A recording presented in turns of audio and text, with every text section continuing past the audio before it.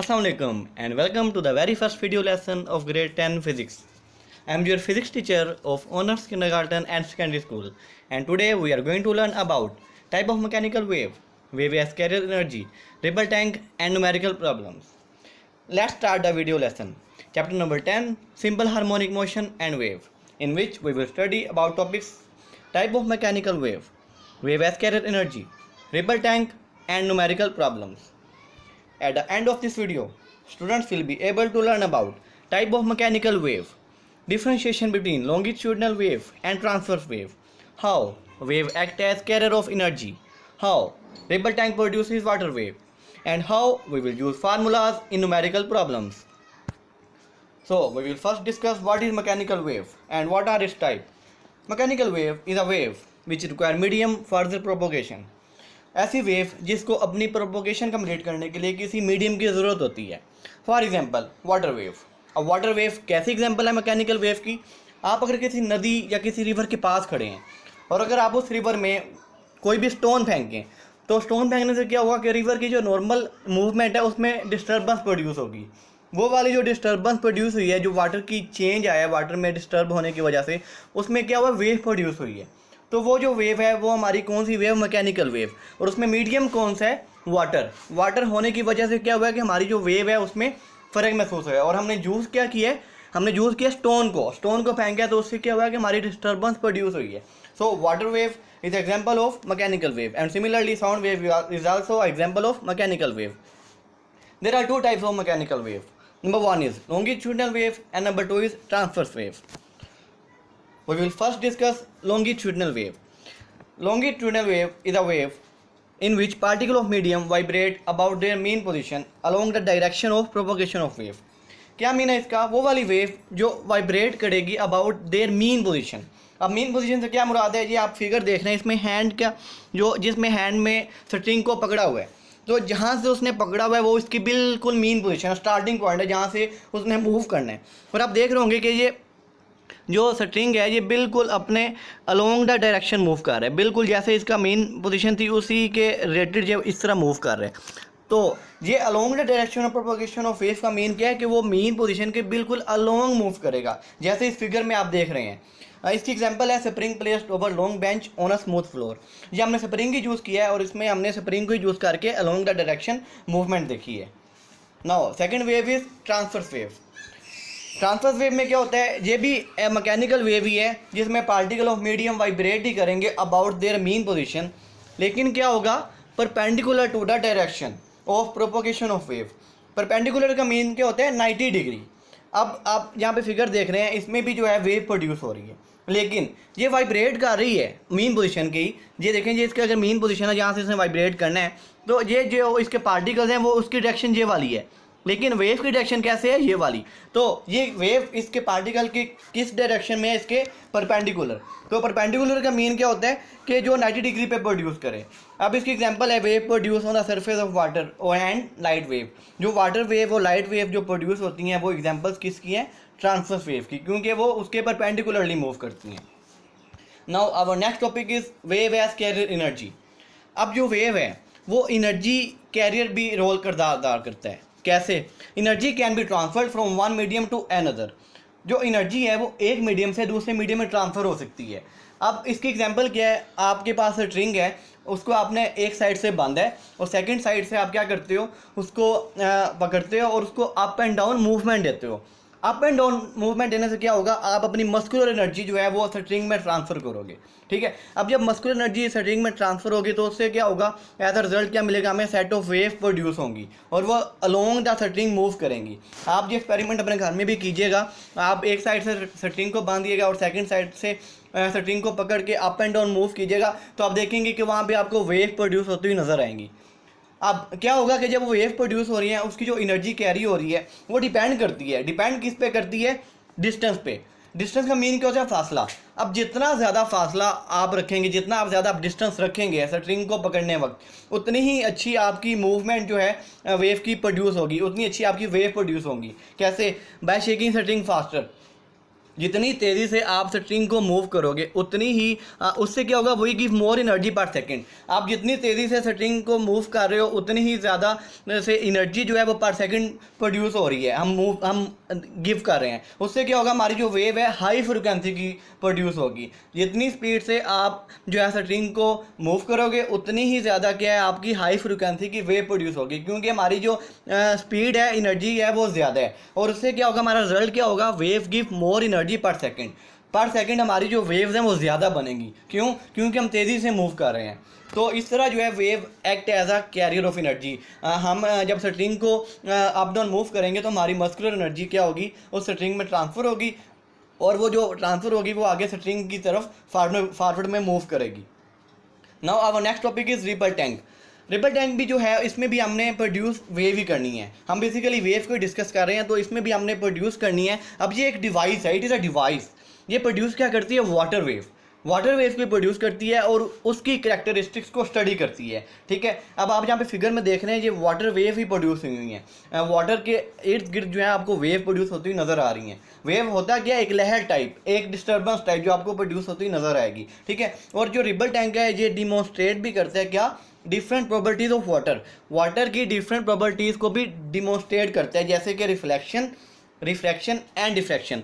इन तीनों चीज़ों को रिफ्रैक्शन टॉपिक जो हमारे टॉपिक्स हैं, रिफ्रैक्शन एंड डिफ्रैक्शन, हम इनको नेक्स्ट स्लाइड्स में डिटेल से भी पढ़ेंगे। ठीक है, अब जो रिपल टैंक है ये कंसिस्ट करता है 4 थिंग्स पे। Number 1 is rectangular tray having glass bottom, number 2 is surface of table, number 3 is vibrator and at the last electric bulb. Now here is the figure of ripple tank. अब हमने यहाँ पे discuss किया था कि ripple tank 4 चीज़ों में consist कर रहा है। अब उसमें सबसे पहले क्या थी, it is rectangular tray having glass bottom. So हमारा रेक्टेंगुलर ट्रे कौन सा है, ये वाला, ये रेक्टेंगुलर ट्रे है और इसके अंदर हमारी क्या है, ग्लास बॉटम लगी हुई है। ठीक है, यहाँ पे हमारी रेक्टेंगुलर ट्रे पड़ी होगी और उसके नीचे क्या होगी, ग्लास बॉटम। सेकंड हमारी क्या थी, सरफेस ऑफ टेबल। तो एक टेबल के ऊपर हम देख रहे हैं कि हमारी जो रिपल टैंक की ग्लास बॉटम है वो एक सरफेस ऑफ टेबल के ऊपर, जो आपको टेबल नज़र आ रही है इसके ऊपर जो है हमारी ग्लास बॉटम जो वो प्लेस हुई है। उसके बाद हमारी थर्ड थिंग क्या थी, वाइब्रेटर का दूसरा नाम क्या है, ऑस्किलेटिंग पैडल। बेसिकली ये जो पैडल है ये भी वाइब्रेटर, हम इसको वाइब्रेटर ही कहते हैं। इस पैडल का काम क्या होगा कि जहाँ पे आप पावर सप्लाई जब ऑन करते हो तो जहाँ से जो पैडल है वो राइट साइड पे मूव करेगा या वापस लेफ्ट साइड पे मूव करेगा। जब ये मूव करेगा तो क्या होगा, हमारी वेव प्रोड्यूस होगी। और हमने फोर्थ थिंग क्या, जो उसकी इलेक्ट्रिक बल्ब। अब ये जो इलेक्ट्रिक बल्ब है आपको यहाँ पे शो हो रहा है, ये वाला, तो इलेक्ट्रिक बल्ब क्या करता है, जब वाइब्रेटर इसके ऊपर मूव करता है तो हमारा इलेक्ट्रिक बल्ब जो है वो वेव की शेडो जो प्रोड्यूस होगी उसको हमें यहाँ पे शो करेगा। ठीक है, तो पर्पस क्या था, आप जब पावर सप्लाई ऑन करोगे तो यहाँ से ऑन करने से वाइब्रेटर जो है वो इस ग्लास के ऊपर मूव करेगा। मूव करने से क्या होगा, हमारी वेव प्रोड्यूस होगी और वो वाली वेव हम लोग बल्ब के थ्रू उसकी शेडो यहाँ पे देख सकेंगे और हमारी जो वेव है हम उसको देख सकेंगे। इसकी एग्जाम्पल आपको नज़र आ रही है, जब वेव प्रोड्यूस होती है तो उसकी एग्जाम्पल ये है कि इस तरह की जो वेव है आपको प्रोड्यूस होती हुई नज़र आती हैं। तो it is a basically a purpose of ripple tank, जिससे आप वाटर वेव को प्रोड्यूस करते हो। सो रिपल टैंक जो है उसमें हम रिफ्लेक्शन ऑफ वेव भी करते हैं। कैसे करते हैं, वो हमारे पास कंसिस्ट करता है बैरियर एंड वाटर वेव। ठीक है, रिपल टैंक में जब बैरियर और वाटर वेव का हम डिस्कस करेंगे। अब बैरियर क्या होता है, what is barrier? Barrier is basically like a wall, एक दीवार की तरह। जैसे कोई दीवार है, अब आप दीवार किसी चीज़ के आगे रख दो तो दीवार क्या करती है, उस चीज़ की डायरेक्शन बदलती है या फिर उस चीज़ की डायरेक्शन को चेंज करती है। तो अब जब हम रिपल टैंक की बात करते हैं तो इसमें बैरियर जो है, जो आपको नज़र आ रहा है यहाँ पे, ये बैरियर है, ये बैरियर है। बैरियर क्या करता है, हमारी कोई रे ऑफ लाइट, जब भी हमारी कोई रे ऑफ वाटर रे आ रही है तो उसके अगर आप बैरियर रख दोगे तो क्या होगा, अगर इसकी डायरेक्शन ये है तो बैरियर होने की वजह से इसकी डायरेक्शन चेंज हो जाएगी। ठीक है, और ये वाली जो डायरेक्शन, अब आप देखें पहले डायरेक्शन इसकी क्या थी, ये वाली। ठीक है, बाद में क्या हुई, जब बैरियर से टकराई तो इसकी डायरेक्शन कौन सी हो जाएगी, ये वाली। ठीक है, इंसिडेंट रे और रिफ्लेक्टेड रे, अब इनमें क्या फ़र्क है। इंसिडेंट रे वो होती है, वो वाली रे होती है जो आपकी बिल्कुल स्टार्ट अभी आपने किया, अभी आपने रे को स्टार्ट किया, अभी आपने कोई लाइट अपनी ऑन की है या फिर आपकी वाटर वेव स्टार्ट हुई है। जब वो स्टार्ट होने के बाद चल रही है, चलते चलते वो किसी बैरियर से टकराएगी और उसका एंगल जब चेंज होगा तो वो कौन सी रे हो जाएगी, हमारी रिफ्लेक्टेड रे। तो ये हमारे पास दो चीज़ों पे कंसिस्ट करता है, बैरियर पे एंड वाटर वेव पे। जहाँ से आप देख रहे हैं ये इंसिडेंट रे है, ये बैरियर से टकराई और इसकी डायरेक्शन जो है वो चेंज होगी। हमारे पास दो टर्म्स हैं, reflection and refraction.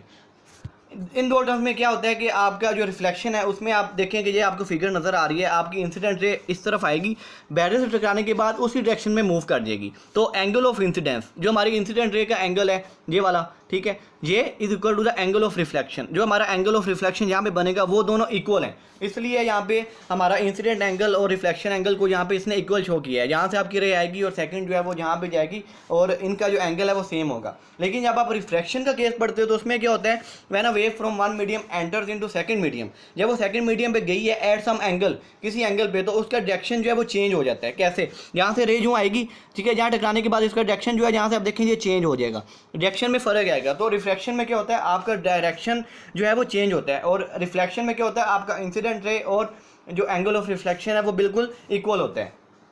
Now our next term is diffraction. अब डिफ्रैक्शन क्या है? It is a bending of wave around obstacles और शार्प एजिस। जो आपके शार्प एजिस पे या ऑब्स्टेकल्स की वजह से जो आपका वेव जो बेंड हो जाती है, चेंज हो जाती है, उसकी शक्ल में फ़र्क आ जाता है, बेंडिंग आ जाती है, तो उसको हम क्या कहेंगे? डिफ्रैक्शन। अब आप यहाँ पे देखें, यहाँ पे जो वेव है उसकी शेप जो है वो स्ट्रेट है, लेकिन यहाँ पे जब आपने कोई ऑब्स्टेकल लगाया या कोई शार्प एज दिया तो यहाँ से इसकी शेप देखें बिल्कुल कंसेंट्रिक सर्कल टाइप हो गई है, ठीक है। इसी तरह इस केस में है कि पहले इसकी शेप इस तरह की थी, लेकिन टकराने के बाद इसकी शेप में बिल्कुल फ़र्क आ गया है। और आप जब डिफ्रैक्शन की बात करते हो तो इसमें हम लोग दो चीज़ों को डिस्कस करते हैं, वो है स्लिट। अगर स्लिट जो है आपकी जो है वो अगर स्मॉल होगी तो आपकी शेप जो है वो इस तरह की बनेगी, ठीक है, जहाँ से गुजरने का रास्ता कम है तो आपकी शेप कंसेंट्रिक बनेगी। जब आपकी स्लिट्स इस तरह की हैं तो आपकी जो शेप है वो प्लेट टाइप बनेगी। तो डिफ्रैक्शन इसलिए हम इसको कहते हैं कि ये क्या करता है, बेंड कर देता है उसको, वेव को। Our next topic is numerical problems. हम न्यूमेरिकल प्रॉब्लम जो है वो आपका पेज नंबर है बुक पे 17, ठीक है। ये अब मैंने दो न्यूमेरिकल सोल्व किए हैं, बाकी न्यूमेरिकल जो है वो आप खुद करेंगे। I will tell you the procedure of numericals. Numericals में जो है हमें 5 थिंग्स हमें मेजर याद रखनी है, हमने उनको हर न्यूमेरिकल में यूज़ करना होता है। Number 1 is given data, number 2 is to find, number 3 is formula, number 4 is solution, and at the end we will write result. अब क्या होता है, हम लोग स्टेटमेंट को रीड करते हैं और उसके बाद हम जो है उसका सोल्व करते हैं। Find the time period of simple pendulum of 1 meter length placed on the surface on moon. The value of g on surface of moon is 1/6 of its value on earth where g is 10 metre पर second square. अब हम देखेंगे इस statement में हमें क्या क्या चीज़ given है। आप देख सकते हैं कि आपको लेंथ गिवन है, time period of simple pendulum of 1 metre length, तो लेंथ गिवन है तो हम length of simple pendulum show करेंगे is equal to L is equal to 1 metre.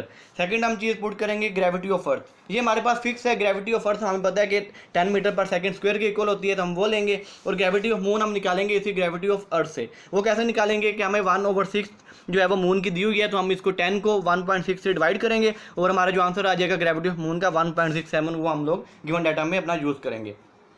फिर हमारे पास है टू फाइंड। टू फाइंड में हम लोग क्या करते हैं, जो हमारे पास टाइम पीरियड है एट सरफेस ऑफ अर्थ हमने ये फाइंड करना है, और time period at the surface of moon हमने ये फाइंड करना है। हम इसको क्वेश्चन मार्क में शो करते हैं क्योंकि ये चीज़ें हम दोनों चीज़ें हमने फाइंड करनी है। थर्ड हमारे पास होती है हेडिंग फार्मूला की। अब ये जो सोल्यूशन में फार्मूला मैंने लिखे हुए हैं, आप इनको अलग से फार्मूला की हेडिंग बना के भी शो करेंगे, ठीक है। और जब आप शो कर देंगे फिर आप सोल्यूशन में दोबारा से फार्मूला पुट करेंगे। पुट करने के बाद इसी फार्मूला में आप लोग अपनी वैल्यूज पुट करेंगे। अब T E is equal to 2 pi √L/GE।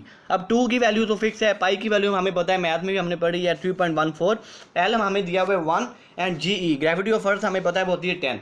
अब जहाँ पे GE था और जहाँ पे GM है, GM क्या था, ग्रेविटी ऑफ मून, उसमें क्या फ़र्क है, ये है 1.67। तो हम जब इधर 10 पुट करेंगे और इधर 1.67, हम अपना आंसर जब निकालेंगे टाइम पीरियड ऑफ अर्थ वो हमारे पास आया 1.985, और टाइम पीरियड ऑफ मून हमारे पास क्या आएगा 4.85। हम इसको अप्रोक्सीमेटली इक्वल टू TE को हम लेंगे 2 सेकेंड एंड TM को हम लेंगे 4.9 सेकेंड। तो ये हमारा जब ये कर लेंगे तो हमारी लास्ट हेडिंग होगी रिजल्ट की। रिजल्ट में हम लोग क्या लिखते हैं, अपनी वही वैल्यूज़ जो हमने अपने सोल्यूशन में निकाली होती हैं, तो ये हमारा रिजल्ट होगा। इसी तरह एक और न्यूमेरिकल है 10.5। इसकी स्टेटमेंट क्या है, if 100 waves passing through a point of medium in 20 seconds, what is the frequency and the time period of wave if its wavelength is 6 centimeter? Calculate the wave speed। अब हमें क्या given है, number of wave, ये देखें 100 wave, तो number of wave हम इसको n से रिप्रेजेंट करेंगे, वो कितनी है हमारे पास 100। सेकंड थिंग क्या गिवन है, टाइम, टाइम ऑफ 100 वेव्स कितना है 20 सेकंड, वो हमने वो पुट किया। और वेव लेंथ हमें 6 सेंटीमीटर गिवन है, तो हम इसको ऐसे यूनिट में लिखेंगे 6 डिवाइडेड बाई 100, तो ये हमारे पास क्या आ जाएगा 0.06 मीटर। हमने फाइंड क्या करना है, frequency, time period and wave speed. तो हम फ्रीक्वेंसी f, टाइम पीरियड को t से, and wave speed of wave को v से, ये हमने क्या करना है फाइंड। तो हम अपना पहले फार्मूला उसी तरह लिखेंगे, ये तीनों फार्मूलाज लिखेंगे, फ्रीक्वेंसी का, टाइम पीरियड का एंड वेलोसिटी का। फिर हम सोल्यूशन निकालेंगे, सोल्यूशन में हम लोग फार्मूला की वैल्यू पुट करेंगे, F is equal to N/T। N हमारे पास 100 है, टी हमारे पास 20 है, तो हमारा आंसर आ जाएगा 5 Hg क्या है? यूनिट है। ये आपने जब भी सोल्यूशन लिखना होता है आपने लाजमी पुट करना होता है। फिर आप टी क्या, अब टी क्या है? टाइम पीरियड किसके इक्वल होता है? 1/f के। तो 1 को आप लोग f पे डिवाइड करोगे 1/5, तो आपका आंसर 0.2 सेकंड क्या है? हमारा यूनिट। और लास्ट हम लोग निकालेंगे v equal to f lambda. तो f हमारे पास क्या है? 5 और लैम्डा क्या हमारे पास 0.06। लैम्डा क्या आती है? Wave length. तो अब इसका आंसर हमारे पास क्या आएगा? 0.3। तो जिस तरह अभी न्यूमेरिकल के हमने आंसर निकाले हैं, इसी तरह लास्ट न्यूमेरिकल में जैसा हमने रिजल्ट लिखा था, आप इस न्यूमेरिकल में भी रिजल्ट जो है वो शो करेंगे। तो समरी हमारी न्यूमेरिकल्स की, जो हमने न्यूमेरिकल्स को डील किया, उसमें हमारे पास 5 चीज़ें कंपलसरी हैं। Given data, to find, formula, solution and result. ये आपने हर न्यूमेरिकल में यूज़ करना होता है, आपने लिखना होता है। उसके अलावा हमने मैकेनिकल वेव को डिस्कस किया। मैकेनिकल वेव कौन सी वेव होती है? जिसको कोई ना कोई मीडियम रिक्वायर होता है अपनी प्रोपोगेशन कंप्लीट करने के लिए। ट्रांसफर वेव कौन सी है? जो वेव जो है वो पार्टिकल ऑफ मीडियम वाइब्रेट तो करेगा मीन पोजीशन पे, लेकिन perpendicular to the direction of propagation of wave, उसके परपेंडिकुलर मूव करेगा। और जब आप लॉन्गिट्यूडनल की बात करते हो तो वहाँ पे जो हमारा मीन पोजीशन के along the direction of wave particle vibrate करेगा। और रिपल टैंक हमने लास्ट में पढ़ा। रिपल टैंक क्या था? कि वो डिवाइस है जो वाटर वेव प्रोड्यूस करती है और डिमॉन्स्ट्रेट करती है properties of water like reflection, refraction and diffraction. That was all about this chapter. आप सब बच्चों को मुझे उम्मीद है कि सारे टॉपिक्स और कंसेप्ट्स क्लियर हो गए होंगे बहुत अच्छे से। नाउ नेक्स्ट टास्क इज़, आप लोगों ने जो है अपने जो टॉपिक को लर्न करना है, जो हमने एक्सप्लेन किया है इस लेक्चर में। उसके बाद एक जो हमने न्यूमेरिकल किया 10.5, उसका रिलेशन हमने थर्ड पार्ट में पढ़ा था, v equal to f lambda. इसी को आपने डिराइव करना है और आपने कंप्लीट न्यूमेरिकल्स पेज नंबर 17 और 18 पे हैं, आपने उनको कंप्लीट करना है। Thanks for watching.